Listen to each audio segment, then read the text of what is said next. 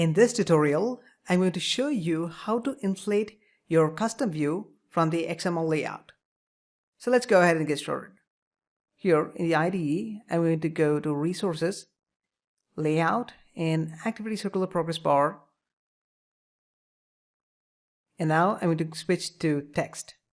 So here I'm going to use our custom progress bar.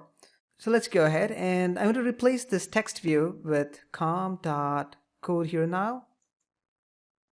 And then we have it, the circular progress bar. And I'm also going to give this an ID. I'm going to call this as circular progress bar. That is it. We don't need the text attribute. I'm going to remove that and we're good. The next thing that I'm going to do is to go to circular progress bar activity. And here I'm going to replace this with the layout resource r.layout.activity circular progress bar. Now we are good. Let's go ahead and run this application. And here it is. We have a crash.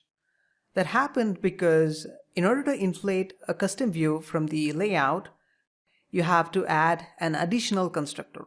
So let's go back and here let's switch to circular progress bar, and we already have a constructor that accepts the context as a parameter.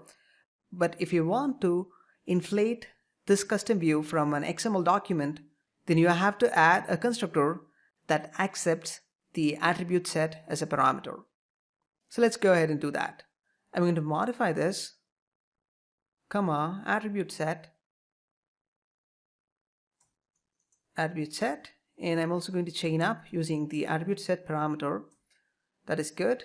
And I'm also going to add another constructor, the previous constructor, circular progress bar and context, and I'm going to chain this context, null. We're good now. So let's go ahead and run this application once again. Switching to the emulator. We're good to go now.